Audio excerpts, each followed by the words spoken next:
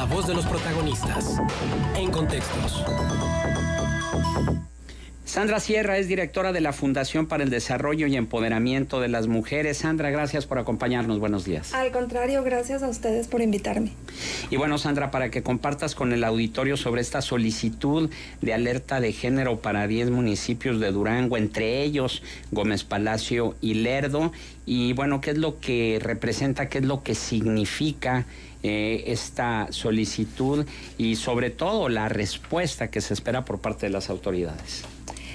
Mira, una alerta de violencia de género es un recurso que nos ofrece a las organizaciones de la sociedad civil, a las comisiones estatales de los derechos humanos y organismos internacionales para interponer ante la Comisión de Atención, Sanción, Erradicación de Violencia hacia las Mujeres, con el fin, que se genere un conjunto de acciones gubernamentales de emergencia para enfrentar y erradicar la violencia feminicida en un espacio específico del territorio nacional, en un espacio delimitado del territorio, ¿no? En particular, en esta ocasión la estamos solicitando para estos 10 municipios del estado de Durango.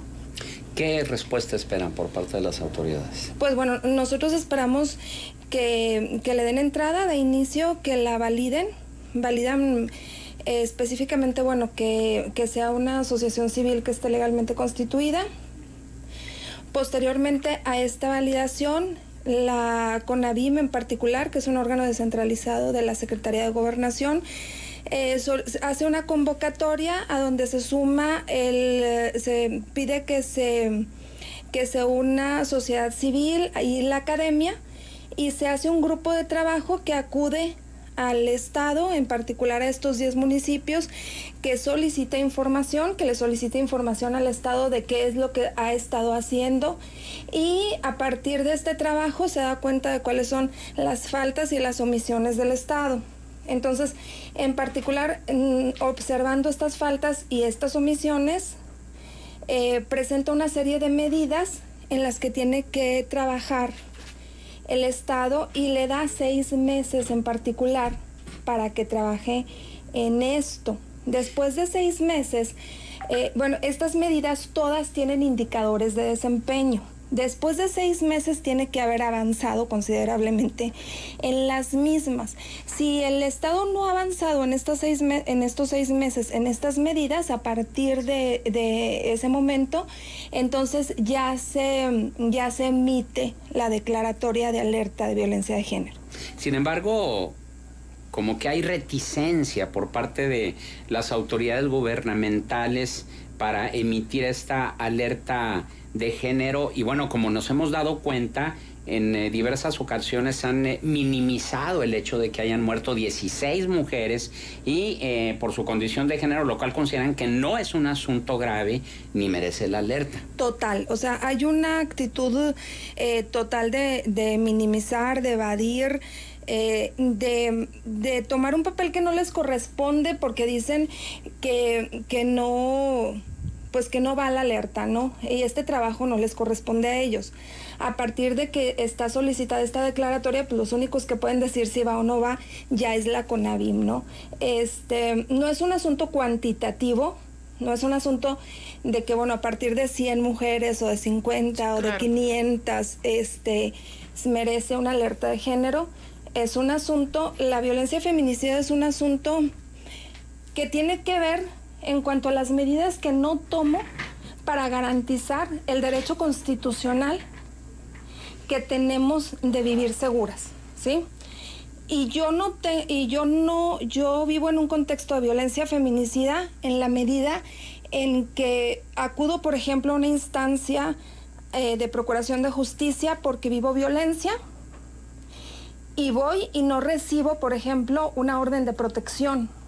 En ese momento hay un contexto de violencia feminicida, porque esa falta de esa orden de protección puede generar que yo termine muerta. Ya ha sucedido. Así es. Yo vivo en un contexto de violencia feminicida, por ejemplo, cuando en estos 10 municipios, a pesar de que es un mandato de la Ley General de Acceso a una Vida Libre de Violencia, en estos 10 municipios no hay un solo refugio para salvaguardar la seguridad de las mujeres y sus familias que viven contextos de violencia extrema. En estos 10 municipios no hay uno solo. Ahora, ¿aquí en el entorno? En estos 10 municipios, en los 10 municipios para los que solicitamos la alerta de género, no hay, y bueno, pueden decir, bueno, hay un albergue del DIF. No, los refugios para mujeres que viven situaciones de violencia extrema tienen características especiales que vienen exactamente en la Ley General de Acceso a una Vida Libre de Violencia.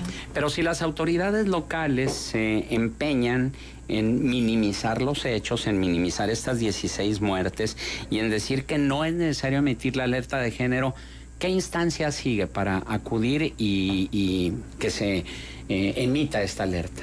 Pues nosotros como sociedad civil, esta es la alternativa que tenemos, o sea, acudir ante la Secretaría Técnica de esta comisión, que es Sin Mujeres, como estuvimos precisamente antier, entregar esta solicitud de declaratoria, dando cuenta de este contexto de violencia feminicida, y pues ya básicamente esperar a que se valide, que se le notifique a la autoridad, y a partir de eso, bueno, pues que si no fuimos nosotros los que pudimos convencerlos, los que pudimos recabar información, tener mesas interinstitucionales, pues que pueda hacer la gente, como te comento, este grupo de trabajo se conforma con gente de Mujeres, con gente de CONAVIM, de academia y de sociedad civil, que hacen un estudio muy completo, y a partir de este estudio se descubren las omisiones, se descubren las faltas, se toman medidas y se toman sobre todo tiempos e indicadores de en qué tiene que trabajar el gobierno. Claudia Cisneros tiene el siguiente comentario y pregunta, dice, yo he escuchado a muchas autoridades que dicen que no es feminicidio, que es homicidio, por lo tanto no se puede catalogar como tal. ¿Nos podría decir la invitada cuál es la diferencia entre ambos y qué se tiene que hacer para que se considere feminicidio? Bueno, pues aquí en Durango no sé, porque se cumplen con todas las características para que sea un feminicidio, e igual se sigue catalogando como un homicidio, ¿no? Mira, la diferencia, por ejemplo, son las penas. Un feminicidio puede llegar a tener 60 años de cárcel. ¿Qué tiene para que sea un feminicidio? Un feminicidio es cuando te matan por tu condición de género, ¿no? Es cuando mueres a manos de tu pareja, porque como eres su mujer, como eres eres prácticamente de su propiedad, pues matarte no implica gran cosa, ¿no? O gran diferencia. Así es parte de su derecho, ¿no? Entonces son las mujeres, son mujeres que son encontradas expuestas, mutiladas, abusadas sexualmente. Todas estas características las han tenido mujeres que han muerto aquí en la región, mujeres que han muerto en otras partes del estado, y a pesar de esto, de estas 16 mujeres, solo una sola ha sido considerado como un feminicidio por las autoridades. Pero ¿por qué esta resistencia, Sandra? O sea, ¿por qué la resistencia? ¿Qué hay en el fondo de esta resistencia a decirle al pan pan y al vino vino? Pues yo creo que es parte de este sistema patriarcal, ¿no? ¿Tú crees que haya por ahí rasgos misóginos? Yo creo que sí, o un desconocimiento total, o no hay una estadística que pueda desfavorecer la imagen del Estado. Sí, claro. Y que ese sea el criterio, como ha pasado en la simulación a veces de las cifras que tiene la fuente oficial, si se comparan con otro tipo de fuentes. Pero mira, yo creo que no es una cuestión no es una cuestión de estadísticas, porque no les ocupa mucho. La autoridad te dice con un desparpajo total que no hay estadísticas. O sea, nosotros hicimos, por ejemplo, una recopilación ahora para esta solicitud, y las mismas autoridades encargadas de las estadísticas te dicen, bueno, es que no hay estadísticas, entonces no se puede pedir una alerta porque no hay estadísticas.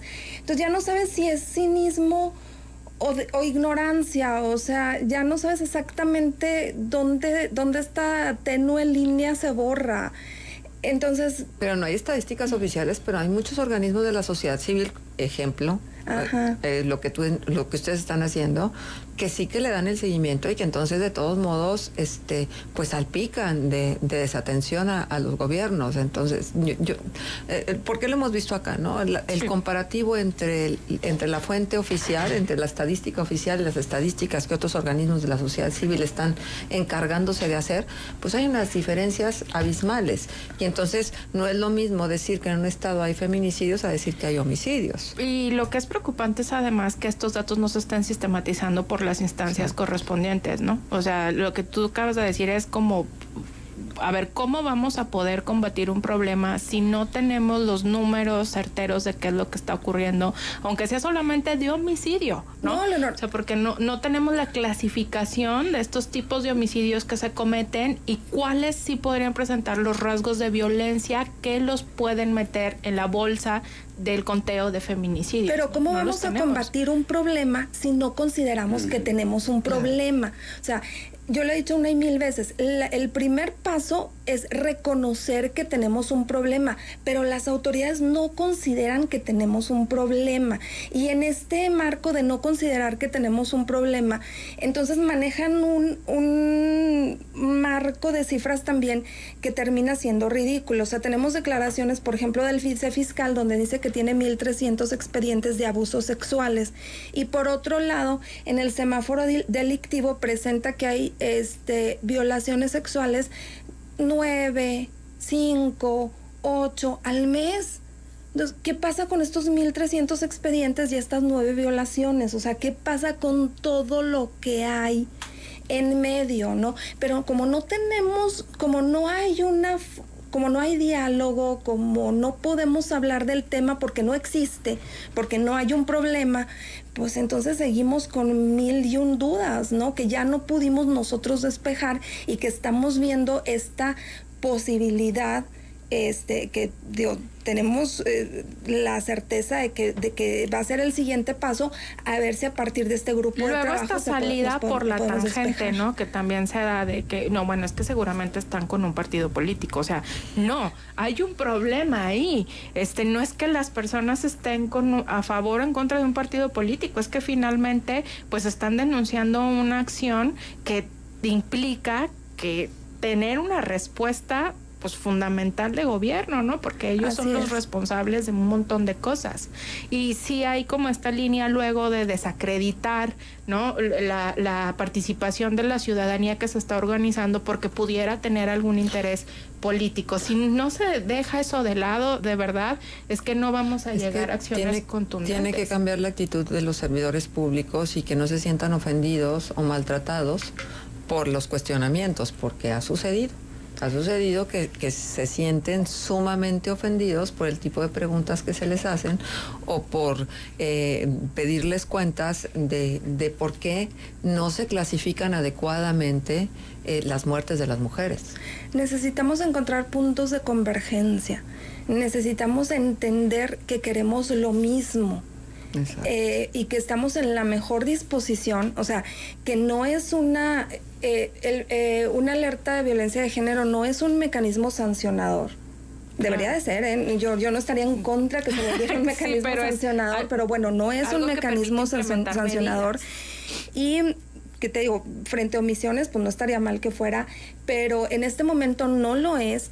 Estamos en la mejor disposición de sentarnos, de encontrar estos puntos de convergencia, de decirles, la alerta de género va por esto, o sea, va la declaratoria por esto y por esto. Denos su punto de vista, vamos a empezar a trabajar. Si el grupo de trabajo se tarda 15, 20, 30 días, de veras, no podemos seguirlo permitiendo. Les cuento rapidito un caso, o sea, que a mí se me hace como el marco de lo que pasa en la Laguna de Durango. Se acerca con nosotros una empleada de gobierno del estado, del sistema penitenciario. Esta empleada sufre 2 veces un intento de violación por parte de su jefe. Al tercer intento, 2 personas que trabajan con ella se dan cuenta y la animan a presentar una denuncia en la vicefiscalía. Se anima, va y la presenta, y la señora tiene que sacar a sus hijos del estado por las amenazas que que está recibiendo. Su hijo más chiquito tiene 3 años. Ella es madre soltera. Y ella tiene un mes en una torre, porque es parte del sistema penitenciario y es custodia. La gente que trabaja en esto...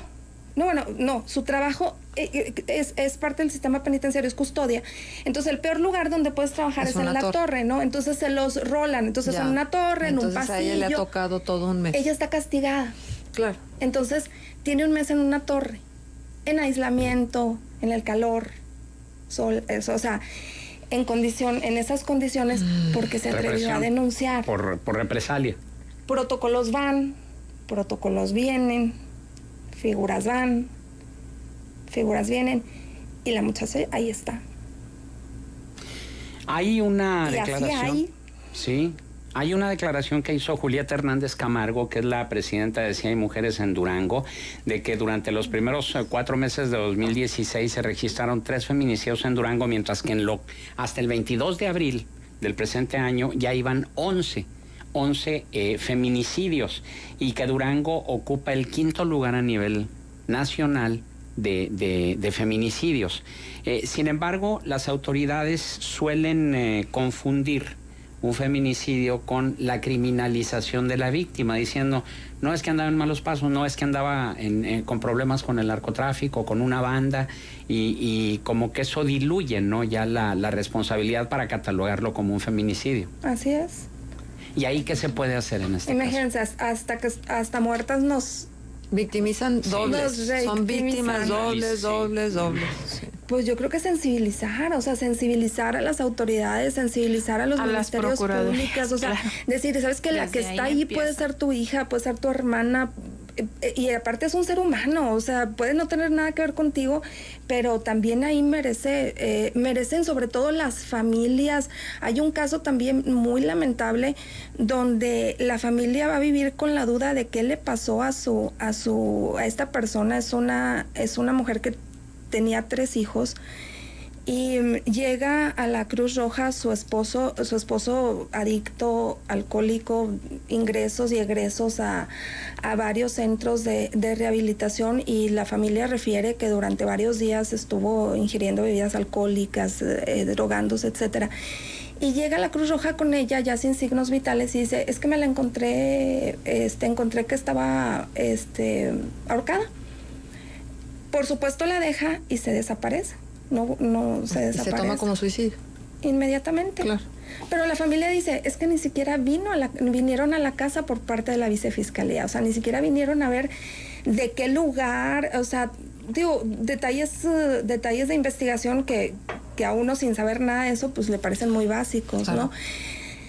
El vicefiscal accede a entrevistarse con la familia, se entrevista con la familia y les dice que se van a agotar las fuentes de las líneas de investigación, que se va a hacer una nueva necropsia, les da mucha esperanza, salen contentos dentro del dolor y todo esto. Y ya, no vuelven a tener comunicación ni vínculo con las autoridades. O sea, no se hace la investigación que les prometieron que se iba a hacer. No vuelven a tener el más mínimo contacto ni para ver a los niños, dejó 3 hijos, ni para darles. ¿Y los hijos están con el hombre? No, el hombre no ha vuelto a aparecer por la región, pero... ¿Y con quiénes están? ¿Con su familia paterna? Con su familia materna. Ah, con la familia materna. Pero bueno, ahí hay una crisis familiar que hay que cuidar, que hay que atender, y así me podría pasar toda la mañana platicándoles sucesos de esta naturaleza, ¿no? Entonces hay que sensibilizarnos. Sí, sabes, Sandra, que luego yo encuentro que hay también una cantidad de personas en número importante que desestiman todo lo que tiene que ver con los movimientos de mujeres, sobre todo claro, con el feminismo, y entonces pareciera que es casi que una corriente que descalifican y que toman como una amenaza para la estabilidad del mundo y como un espejismo de lo que las mujeres queremos. Digo, muy respetable, y la verdad es que quien crea eso tendrá razones para creerlo, pero independientemente si crees o no en el feminismo, si crees o no en los derechos de la mujer, es una vida humana. Quítale el sexo. Es una vida que se pierde y que no se llega al fondo de los motivos por los que se pierde. Es una mujer que está en una torre recibiendo un castigo que no está estipulado en ningún manual de operación de una corporación como esa, porque no accedió a las pretensiones sexuales de un hombre, de un jefe, de un superior. Entonces, ¿eso es lo que queremos? ¿Eso estamos dispuestos a aceptar como sociedad?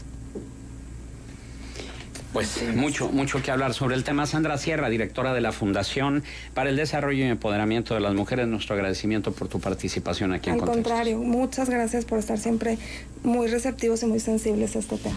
Claro.